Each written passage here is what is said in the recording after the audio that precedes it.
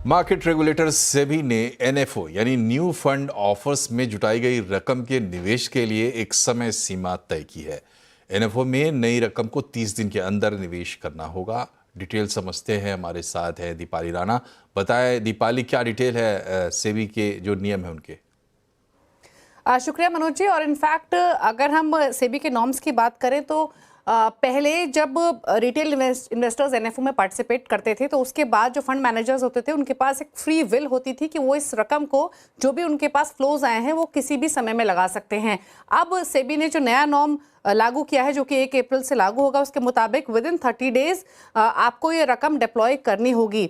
और इसके बाद सेबी 30 डेज का एक्सटेंशन भी दे सकती है, कंसिडरिंग आपको इन राइटिंग सेबी को इन्फॉर्म करना पड़ेगा कि क्यों आपने अब तक 30 डेज के अंदर अंदर ये पैसा निवेश नहीं किया है, और उसके बाद 30 डेज का एक्सटेंशन आपको मिलेगा।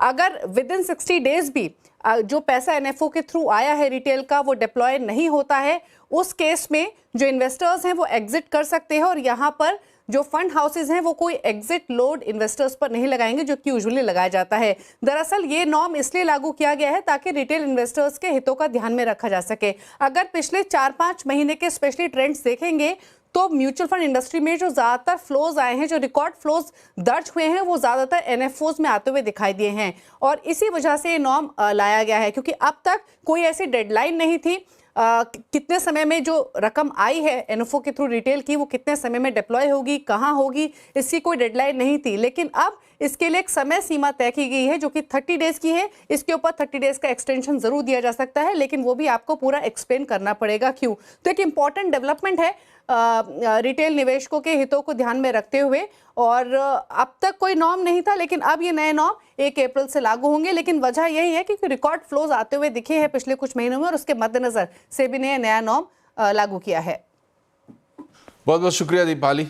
पढ़ते हैं आगे सेबी से जुड़ी एक और खबर। सबकी निगाहें इस बात पर टिकी है कि अगला सेबी चेयरपर्सन कौन होगा, क्योंकि मौजूदा चेयरपर्सन का कार्यकाल 28 फरवरी को यानी कल ही खत्म हो रहा है। सीएनबीसी आवाज़ को जो एक्सक्लूसिव जानकारी मिल रही है उसके मुताबिक इस पद के लिए एक आईएएस ऑफिसर और एक आईएएस ऑफिसर का नाम सबसे आगे चल रहा है। ज़्यादा जानकारी के लिए बात करते हैं लक्ष्मण रॉय से। बताएं लक्ष्मण जी, किसका नंबर आने वाला है? जी, दरअसल जब मैंने ये जानने की कोशिश की कि कितने आवेदन आए तो 17 फरवरी तक आवेदन देने की आखिरी तारीख थी। और आपको जानकर आश्चर्य होगा कि यहाँ पे 10, 20, 50 नहीं, 150 से ज़्यादा आवेदन यहाँ पे किए गए उन लोगों की तरफ से जो सेबी चेयरमैन बनना चाहते हैं। अब सेबी चेयरमैन बनने को लेकर कितनी ज़्यादा दिलचस्पी है लोगों में, इसका अंदाज़ा आप इसी बात से लगा सकते हैं। और जिन लोगों ने आवेदन किया उसमें अच्छे खासे बहुत ही प्रभावशाली आईएएस ऑफिसर्स हैं। उन लोगों ने आवेदन किया कि हम सेबी चेयरपर्सन बनना चाहते हैं जी। कई सारे इंडियन रेवेन्यू सर्विस के लोग तो उन्होंने आवेदन किया कि हम बनना चाहते हैं। और तो और प्राइवेट सेक्टर के जो कैपिटल मार्केट से जुड़े हुए लोग हैं उनकी भी संख्या काफ़ी ज़्यादा है, करीब 20 से ज़्यादा संख्या है जिन्होंने आवेदन किया कि हम सेबी चेयरपर्सन बनना चाहते हैं। उसके बाद सर्च पैनल ने सारे आवेदनों की स्क्रूटनी की, उसकी छटनी की। कुछ चुनिंदा नाम जो है अंतिम रूप किए गए हैं, कम से कम 3 या 4 नाम है जो सूत्र बता रहा हूँ, उसको अंतिम रूप दिया गया है और उन्हीं में से किसी एक के हरी झंडी मिल सकती है। अब फ्रंट रनर की बात रही तो मुझे जो सूत्र बता रहे हैं कि एक आईएएस ऑफिसर हैं जो इस दावेदारी में सबसे आगे चल रहे हैं। बहुत हद तक संभावना है कि उनको सेबी चेयरपर्सन बनाया जाए।